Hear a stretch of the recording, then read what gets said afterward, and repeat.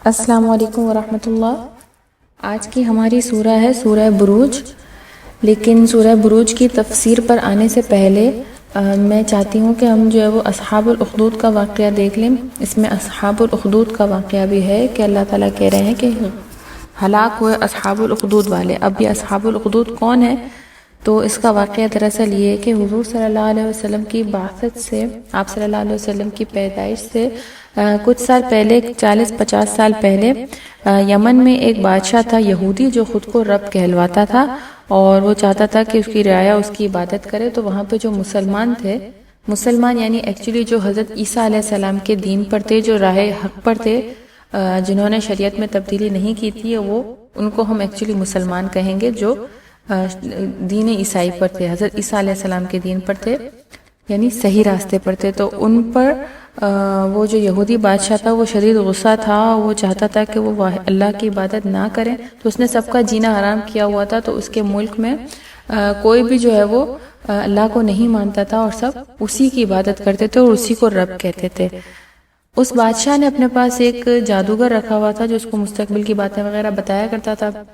تو جب وہ جادوگر بوڑھا ہو گیا تو اس نے کہا کہ مجھے آپ کی رعایا میں سے ایک ایسا بندہ چاہیے جسے میں اپنا علم ٹرانسفر کر سکوں، تاکہ میرے مرنے کے بعد میرا علم ضائع نہ ہو اور وہ آپ کی جو ہے وہ خدمت کرے میرے بعد۔ تو پھر بادشاہ نے منادی کرائی اور پورے ملک میں سے ایک لڑکے کو سلیکٹ کیا گیا، اور اس کو کہا گیا کہ آپ کو روز جا کے، وہ لڑکا تھا تو اس کو روز جو ہے وہ جادوگر کے پاس بھیجا جاتا تھا کہ وہ علم حاصل کرے۔ تو اس کے گھر سے اور جادوگر کے گھر تک جو ہے وہ کافی لمبا راستہ ہوتا تھا، بیچ میں جنگل بھی آتا تھا۔ تو اس جنگل میں ایک مسلمان عالم رہتا تھا، اور وہ اللہ تعالیٰ کی عبادت جنگل میں کرتا تھا، کیونکہ شہر میں تو اس یہودی بادشاہ نے جینا حرام اس کا کیا ہوا تھا، تو وہ جنگل میں رہ کے اللہ تعالیٰ کی عبادت کرتا تھا۔ تو وہ لڑکا جب جادو سیکھنے جاتا تھا تو وہ اسی جنگل کے راستے سے ہوتا ہوا جاتا تھا، وہاں پہ اس عالم سے بھی اس کی ملاقات ہوتی تھی۔ تو اس طرح اس عالم نے آہستہ آہستہ اس کو اسلام کی دعوت دی اور اللہ تعالیٰ کی اس کو پہچان کروائی۔ تو اس طرح وہ لڑکا ڈیلی جایا کرتا تھا، ڈیلی اس عالم کے پاس سے ہو کے جاتا تھا۔ تو کافی کچھ وہ اسلام کے بارے میں اور اللہ تعالیٰ کے بارے میں کافی کچھ وہ سیکھ چکا تھا۔ تو ایک دن ایسا ہوا کہ وہ جب اس راستے سے گزر رہا تھا تو وہاں پہ ایک جو برج آتا تھا بیچ میں، تو اس برج پر ایک بہت بڑا کوئی جانور لیٹ گیا تھا، جس کی وجہ سے آنے جانے والوں کے لیے راستہ بلاک ہو گیا تھا۔ تو اس لڑکے نے یہ کیا کہ ایک جانور کافی بڑا تھا، تو اس نے ایک چھوٹا سا پتھر اٹھایا اور اللہ تعالیٰ سے دعا کی کہ یا اللہ، اگر تیرا علم سچا ہے اور تیرا دین سچا ہے تو یہ جانور جو اس چھوٹے سے پتھر سے ہلاک ہو جائے، اور اگر جادوگر کا علم سچا ہے تو یہ ہلاک نہ ہو۔ بس یہ دعا کی اس نے اللہ تعالیٰ سے، اور اللہ کا نام لے کے وہ پتھر اس جانور کو مارا تو وہ جانور وہیں مر گیا۔ اب سارے وہاں پہ لوگ جو موجود تھے، جنہوں نے دیکھا، ہر جگہ یہ بات مشہور ہو گئی کہ اس لڑکے نے اتنے بڑے جانور کو ہلاک کیا ہے۔ پھر آہستہ آہستہ لوگوں سے اس کا انٹروڈکشن ہوتا گیا، وہ لوگوں کے لیے دعائیں کرتا گیا اللہ تعالیٰ سے، اور اس کی دعائیں قبول ہوتی گئیں۔ تو اس طرح یہ بڑا مشہور ہو گیا۔ ادھر کا جو منسٹر تھا، بادشاہ کے دربار کا جو وزیر تھا، وہ بھی نابینا تھا، تو اس کو بھی کہا گیا کہ بھئی آپ اس لڑکے کے پاس جائیں تو وہ آپ کی آنکھیں واپس لوٹا دے گا۔ اس لڑکے نے کہا نہیں، میں نہیں کرتا، اللہ کرتا ہے، اگر آپ اللہ پر ایمان لے آئیں تو میں دعا کروں گا اور آپ کی آنکھیں آ جائیں گی۔ تو اس کی آنکھیں بھی آ گئی، تو اس طرح وہ منسٹر مسلمان ہو گیا۔ تو یہ بات کافی مشہور ہو گئی سب کے سامنے۔ تو بادشاہ کو بھی پتا چلا کہ لوگ میرے علاوہ کسی رب کو مان رہے ہیں اور مجھے رب نہیں مان رہے۔ تو اس بادشاہ نے اس لڑکے کو بلوایا، جب تک وہ جادوگر بھی اس لڑکے پر ایمان لا چکا تھا۔ تو اس لڑکے کو بلا کر اور کہا کہ اس لڑکے کے سامنے منسٹر سے کہا کہ تم اللہ کو چھوڑ کے میری عبادت کرو۔ تو اس نے کہا اب یہ نہیں ہو سکتا، تو اس منسٹر کے 2 ٹکڑے کروا دیے۔ جادوگر کا بھی یہی حال ہوا۔ تو بادشاہ نے اس لڑکے سے کہا کہ دیکھو، تم اگر نہیں مانو گے تو تمہارا اس سے زیادہ برا حال ہوگا۔ لڑکے نے کہا یہ تو اب ہو ہی نہیں سکتا کہ میں اللہ کو چھوڑوں۔ تو بادشاہ نے کہا کہ اب تمہارا حال میں اس سے بھی زیادہ برا کروں گا۔ اس کے ساتھیوں کو کہا کہ اس کو لے جاؤ، کسی پہاڑ کی اونچی چوٹی پر لے جاؤ، اور وہاں جا کر اس سے پوچھنا کہ تم اگر اللہ کو چھوڑ دیتے ہو تو اس کو چھوڑ دینا، اگر وہ کہے کہ نہیں میں اللہ کو رب مانتا ہوں تو اس کو پہاڑی سے دھکا دے دینا۔ تو وہاں لے گئے، اللہ تعالیٰ سے اس لڑکے نے دعا کی تو وہاں پہ زلزلہ آیا اور بادشاہ کے سارے لوگ ہلاک ہو گئے۔ وہ لڑکا صحیح سلامت دربار واپس آ گیا، اور اس نے بادشاہ سے کہا کہ دیکھو اللہ نے مجھے بچا لیا ہے۔ بادشاہ نے کہا ٹھیک ہے، اپنے بندوں سے کہا کہ اس کو ابھی سمندر میں لے جاؤ، اور بیچ سمندر میں اگر وہ پھر بھی نہیں مانتا تو بیچ سمندر میں جا کے اس کو پانی میں پھینک دینا۔ اس کو سمندر کی طرف لے گئے، وہاں لے گئے تو اس نے پھر اللہ تعالیٰ سے دعا کی، اللہ تعالیٰ نے وہاں پہ سمندری طوفان بھیجا اور وہاں پھر بادشاہ کے لوگ ہلاک ہو گئے اور یہ لڑکا صحیح سلامت دربار میں واپس آ گیا۔ اچھا، اب پورے ملک میں یہ بات بھی مشہور ہو گئی کہ بادشاہ نے اس کو مارنے کی کوشش کی ہے، اور یہ لڑکا جو ہے وہ کسی رب کا نام لے رہا ہے جو اس کو بچا رہا ہے بار بار۔ ایک تو اس کی دعائیں بھی، اس رب سے وہ دعائیں کر رہا ہے تو وہ دعائیں بھی اللہ تعالیٰ قبول کر رہا ہے، اور اس کو مارنے کی بھی کوشش کئی بار کی بادشاہ نے، لیکن وہ نہیں مرا، تو یہ کافی مشہور ہو گیا تھا۔ اس لڑکے نے کہا کہ اب مرنا تو ہے، تو اس نے یہ کہا بادشاہ سے کہ اگر آپ مجھے مارنا چاہتے ہیں تو اس کا ایک ہی طریقہ ہے، اور وہ یہ کہ آپ مجھے اللہ کے نام کے ساتھ مار سکتے ہیں، ورنہ میں نہیں مر سکتا کبھی بھی۔ تو آپ ایسا کریں کہ اللہ کا نام لے کے اور میرے سر پہ تیر چلانا، تو میں مر جاؤں گا، لیکن شرط یہ ہے کہ آپ اپنے پورے ملک کی عوام کو بلائیں گے اور ان کے سامنے مجھے ماریں گے۔ تو بادشاہ نے کہا ٹھیک ہے۔ تو ساری عوام جو وہ جمع ہو گئی، کیونکہ پہلے دور میں جو ہے نا وہ اس طرح کے کام پبلک کے سامنے ہی ہوتے تھے۔ وہ لڑکا بھی چاہتا تھا کہ سب کے سامنے ہو، کیونکہ اس وقت کوئی ٹی وی، کوئی نیوز، کوئی براڈ کاسٹنگ یہ سب تو تھی نہیں۔ وہ چاہتا تھا کہ سب کے سامنے یہ ہو تاکہ سب کے سامنے اللہ کا انٹروڈکشن اور زیادہ ہو جائے۔ تو جب اللہ کا نام لے کے اس لڑکے کے سر پہ تیر چلایا گیا تو وہ وہیں ہلاک ہو گیا۔ اب اتنے بڑے مجمع نے جب دیکھا، روایت میں ملتی ہے، یہ صحیح مسلم کا واقعہ ہے، صحیح مسلم میں اللہ کے رسول صلی اللہ علیہ وسلم نے یہ واقعہ بتایا ہے، اور روایت میں ملتا ہے کہ 20,000 لوگ اس وقت موجود تھے، اور 20,000 لوگ اسی وقت جو ہے وہ اللہ تعالیٰ پر ایمان لے آئے کہ ہم اس لڑکے کے رب پر ایمان لاتے ہیں۔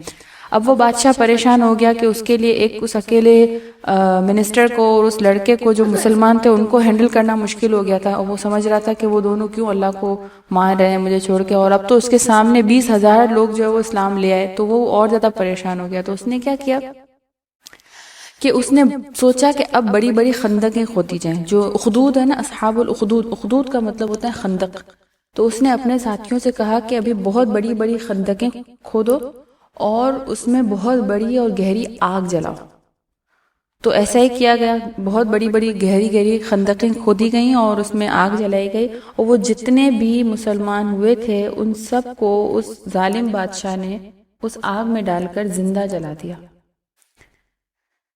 تو یہ واقعہ اللہ تعالیٰ اس کی طرف نشاندہی کر رہے ہیں، اور اللہ کہہ رہے ہیں کہ ہلاک ہو گئے اصحاب الاخدود۔ تو ہلاک ہونے سے یہی مراد ہے کہ اصحاب الاخدود اللہ تعالیٰ اس بادشاہ اور اس کے ساتھیوں کو کہہ رہے ہیں کہ بظاہر تو اس نے مسلمانوں کو ہلاک کیا، لیکن وہ تو خیر اس میں جاتے کے ساتھ ہی ڈائریکٹ جنت میں گئے، کیونکہ وہ بالکل دین حق پر تھے اور اللہ کی راہ میں شہید ہوئے تھے۔ لیکن یہاں پر اصحاب الاخدود ہلاک ہوئے سے مراد یہ کہ جو بادشاہ تھا جس نے اخدود میں لوگوں کو ڈالا، در حقیقت وہ ہلاک ہو گیا۔ اب ہم آتے ہیں سورہ بروج کی تفسیر پر۔ اعوذ باللہ من الشیطان الرجیم، بسم اللہ الرحمن الرحیم۔ والسماء ذات البروج، برجوں والے آسمان کی قسم۔ بروج سے مراد بڑے بڑے ستارے ہیں۔ بعض مفسرین کہتے ہیں کہ جو بظاہر نظر آتے ہیں وہ ستارے ہیں، بعض کہتے ہیں کہ جو سورج اور چاند کی جو منزلیں ہوتی ہیں جن کے گرد یہ گردش کرتے ہیں، اور چاند جو ہے وہ سورج 1 مہینہ چلتا ہے اور چاند اس میں پورے 28 دن جو ہے وہ گردش کرتا ہے، 2 دن صرف غائب رہتا ہے، باقی پورا 28 دن جو ہے وہ چاند اس کے گرد گردش کرتا ہے۔ بعض کہتے ہیں کہ یہ آسمان میں کوئی قلعے ہیں جن میں فرشتے پہرا دیتے ہیں، واللہ عالم۔ والیوم الموعود، وعدہ کیے ہوئے دن کی قسم، یہ قیامت کے دن کا یہاں پہ اشارہ کیا گیا ہے۔ وشاہدین و مشہود، حاضر ہونے والے اور حاضر کیے گئے کی قسم۔ اچھا، یہاں پہ حاضر ہونے والے سے مراد جمعہ کا دن لوگ رہتے ہیں، کیونکہ یہ خود حاضر ہو جاتا ہے، اور جمعے کے دن کی فضیلت بھی اللہ کے رسول صلی اللہ علیہ وسلم کے اقوال سے ہمیں ملتی ہے کہ جمعے کا دن پورے ہفتے کے دنوں کے نسبت زیادہ فضیلت والا ہے، اور اس کو عید کا دن بھی کہا گیا ہے۔ اور حاضر کیے گئے کی قسم یوم عرفہ، اس کو بہت سے مفسرین کرام کہتے ہیں کہ اس سے مشہود سے مراد یوم عرفہ ہے، کیونکہ وہاں پہ ہم خود جا کے اور حاضری دیتے ہیں، وہ خود حاضر نہیں ہوتا یوم عرفہ۔ بہت سی تفسیر میں ہمیں یہ بھی ملتا ہے کہ حاضر ہونے والے سے مراد یعنی شاہد سے مراد خود حضور اکرم صلی اللہ علیہ وسلم ہے، کیونکہ اس کا ذکر جو ہے وہ سورہ ہود اور سورہ نساء میں بھی ملتا ہے کہ آپ صلی اللہ علیہ وسلم یا دیگر انبیاء جو ہے وہ شاہد ہیں، یعنی گواہی دینے والے ہیں، اور مشہود سے مراد قیامت کا دن بھی لیا جاتا ہے۔ قتل الاصحاب الاخدود کے خندقوں والے ہلاک ہو گئے. خندقوں والے جو کہ میں نے ابھی آپ لوگوں کو واقعہ بتایا، تو یہاں پہ ایکچولی جو خندق میں گرائے گئے ان کا نام نہیں لیا گیا، بلکہ جو خندقیں جنہوں نے بنائی اور جنہوں نے مسلمانوں کو ہلاک کیا، اللہ ان کو کہہ رہے ہیں کہ در حقیقت وہ ہلاک ہوئے. بہت سی روایت میں اس طرح ملتا ہے کہ وہ آگ اس قدر شدید تھی اور باہر بیٹھے ہوئے جو بادشاہ اور اس کے لوگ مسلمانوں کو دیکھ رہے تھے اور ان پر ظلم و ستم ہوتا ہوا دیکھ کے خوش ہو رہے تھے، تو وہ آگ اتنی شدید تھی کہ اس آگ نے بہت سے ان یہودیوں کو بھی اپنی لپیٹ میں لے لیا تھا. بعض روایت میں یہ بھی ملتا ہے. اور باقی ہلاک ہو گئے سے یہ بھی مراد ہے کہ آخرت میں تو ان کا انجام بہت ہی برا ہونا ہے. النار ذات الوقود، وہ ایک ایسی آگ تھی جو ایندھن والی تھی. اذ ہم علیہا قعود، یہ لوگ آگ کے آس پاس بیٹھے ہوئے تھے. جیسے کہ میں نے کہا نا کہ مسلمانوں کو ڈال رہے تھے یہودی سارے بادشاہ کے لوگ، اور خود آس پاس اس آگ کے قریب بیٹھے ہوئے تھے.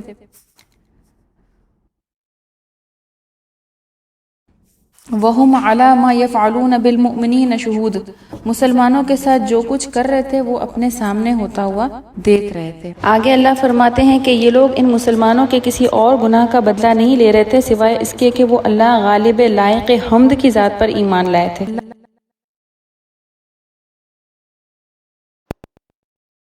کہ ان مسلمانوں کا صرف اتنا قصور تھا کہ وہ واحد اللہ تعالیٰ کی توحید پر ایمان لائے تھے، وہ صرف اللہ کی وحدانیت پر اور اس کی ذات پر ایمان لائے تھے. صرف اس بات کی بنا پر ان کو اس بھڑکتی ہوئی آگ میں جھونکا گیا. اللہ کہہ رہے اس کے سوا ان لوگوں کا کوئی گناہ نہیں تھا. الذی لہ ملک السماوات والارض واللہ علی کل شیء شہید، جس کے لیے آسمان و زمین کا ملک ہے اور جو اللہ ہر چیز پر حاضر اور خوب واقف ہے.